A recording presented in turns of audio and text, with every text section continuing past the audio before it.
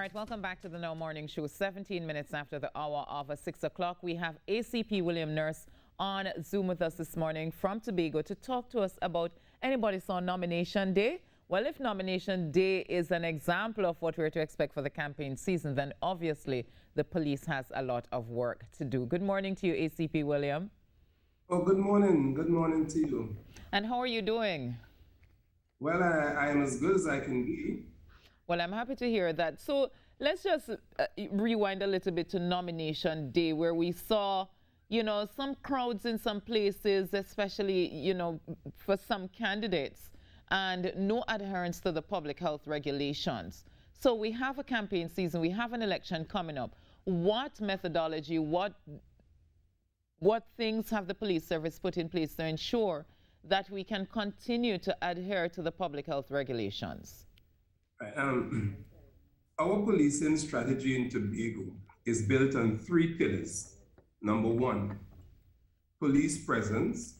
Number 2, public education. And the third one is robust investigation. Those 3 pillars is what we will employ to ensure the safety and security of the citizens.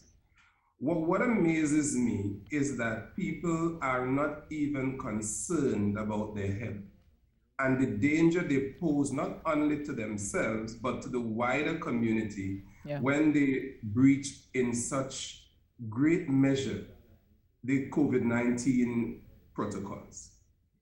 All right, what you saw on nomination day was something that is just, I can only describe it as unfortunately callous. Well, and when you say unfortunately callous, what is it that you saw? Was anybody charged? Well, sometimes charging is not really the solution. What in those circumstances, what you try to do is to weigh the situation. Sometimes you walk into a situation that is so fragile that your first idea is not to charge. So you employ your first pillar of policing in Tobago. That is to say, listen, ladies and gentlemen, you are creating a danger to yourself.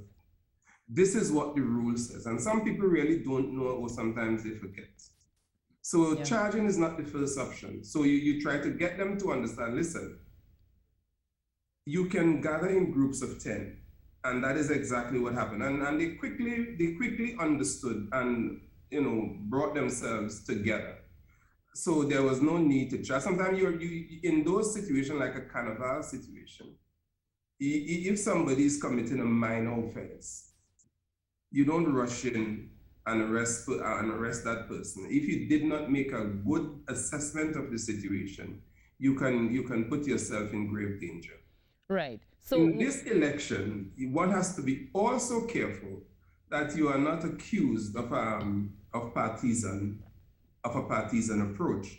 So I think the situation in one of the areas where I was, it was managed and the people complied. Well, I'm happy to hear that they complied with the, instructions given to them.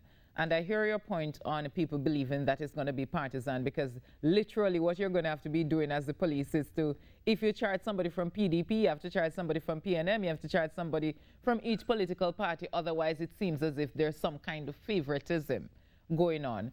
But the state of emergency came to an end last night. What will you put in place to ensure that these political meetings that we might see that may go beyond or to whatever time they want don't have more than 10 people? Right.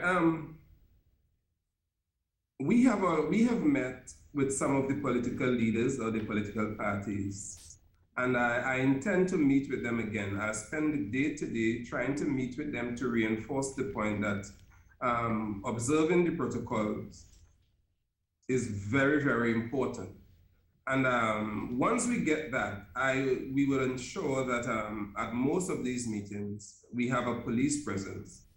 I will meet with my senior officers today to further discuss the how are we going to reach out to them and to have police on the ground?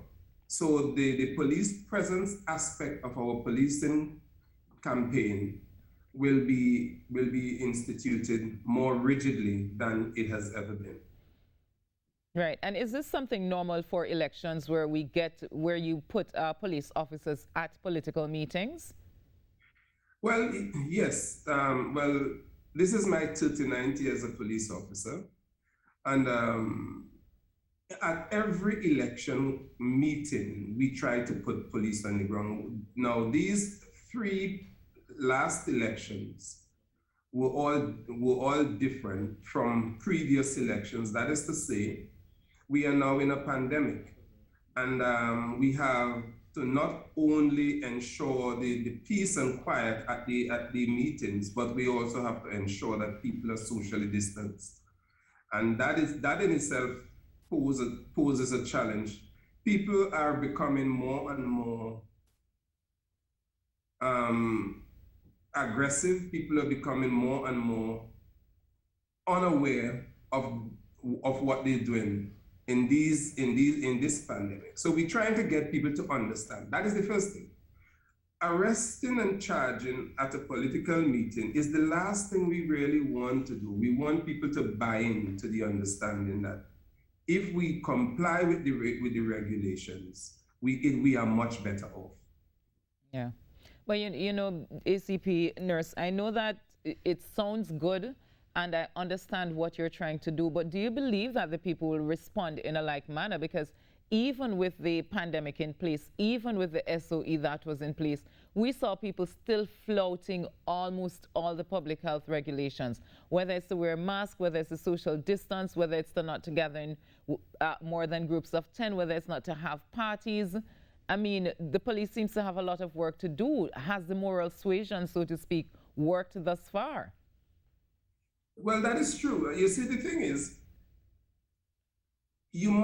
we try to treat election campaigns differently to the other activities. We have to ensure that we bring our intelligence to bear on what we do and what we say at those elections. While, of course, it's not that we are softening. That is not it at all. We are very aware of the political atmosphere. But Tobago itself, I am amazed at how we have become so lawless. Tobago has had the highest number, or is among the region with the highest number of COVID tickets. The people are just recalcitrant. And if we have done all those soft things and people are not complying, then we still have cells at station where we put people who have broken the law. We are not afraid to do that. And if needs be, I resolve to myself go to the court and prosecute those matters. That we are not afraid to do that. It's not that we can't. We are just trying to get you to understand you're being educated on these matters is the best way to go. Yeah, and we see that where the ICU capacity is concerned in Tobago, don't have much space. I think the last time I heard there was just 1 bed available. And of course, we have seen quite a few Delta variant cases in Tobago as well. So I think what's going to happen is that it's really going to come down to enforcement, which is why I'm talking to you this morning, because where personal responsibility is concerned, not just Tobagonians, but Trinbagonians seem to have kind of put that aside, at least a few of us. And, you know, where the regulations are concerned, some of us adhere, others of us just ignore. So it is going to come down to the enforcement of the law, to me, to tip the barrel, so to speak, in the direction in which we want it to go. Vaccination uptake on the island too is kind of low. So what are you going to do, ACP Nurse, to ensure that, one, because the enforcement will ensure that the numbers kind of stay in check. It will ensure that the public health regulations aren't breached and that we don't have this lawlessness that you referred to. Okay. I refer to an interview I did sometime in another media house, and I was very firm that where these laws are broken and there is disregard, we are going to target the leader in that scenario. That is very, very clear. Now, when you do that, when that happens, it has what you call a deterrent effect on those who might be encouraged by such an example. We had this interview, as many others, they are all designed as part of our education campaign. Yeah.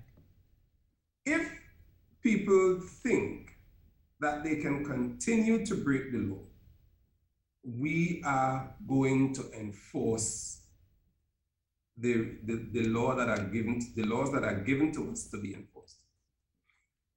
On Monday, I remember I went to call the whole community center, and when I got there, the situation was very chaotic. And I made it very clear, it is foolish at best, where you know that of all the ICU beds in Tobago, there is only one remaining. And if there were 10 persons requiring ICU, who will get that one bed? And that is the message we want to spread, firstly. But if people in common Tobago parlance, if they're not here, they go feel, and we are not afraid to enforce the law. As head of this division, I am not afraid to enforce the law. I give all the law-abiding citizens the assurance today that while I sit here as Assistant Commissioner, the forceful and stern side of me can come out. Yeah. And it will. And ACP Nurse, have we had any instances of, parties and stuff, especially since we've kind of been reopening stuff? Especially the reopening of the retail sector, with the reopening of bars and stuff. Have we had any instances in Tobago where we're getting outbreaks or little parties going across the island? Well, they have been few and far between. As a matter of fact, there was a situation at one point in time where persons were renting villas and they were having these parties. As a matter of fact, we had information once that they went as far as Palatouvet. There is a development in Palatouvet with a lot of villas. And people are leaving Scarborough and all over Tobago and journey to Palatouvet. And the roads are not the best. They're very curvy and so on. I must commend our COVID-19 task force led by Sergeant Hernandez. And I want to single him and his team out. They are doing a marvelous job. I have had complaints from people, but when you assess the complaints, it is the only way sometimes that people understand that, listen, this is what the law requires, and this is what we have to do. And Sergeant Hernandez and his team are doing a wonderful job. Okay, all right, ACP Nurse, we're out of time really, but any final words to the people of Tobago before you go? After the election, there must be people remaining healthy and strong to deal with Tobago affairs. Don't be among the statistics. This election will pass, but make sure when it passes, you are on the right side of your health. I really like that. All right, ACP Nurse, all the best to you and the team, in enforcing those laws and keeping the people of Tobago safe from themselves, because that's what it's going to come down to. And thank you so much for speaking with us this morning. Well, thank you very much. My pleasure. You're most welcome. ACP William Nurse, their leader of the Tobago Division of the Police Service, speaking to us. Well, they seem say, if they're not here, they go feel. They're trying to use moral suasion, but if you're not paying attention to the laws and the public health regulations, they'll enforce them for you. No problem.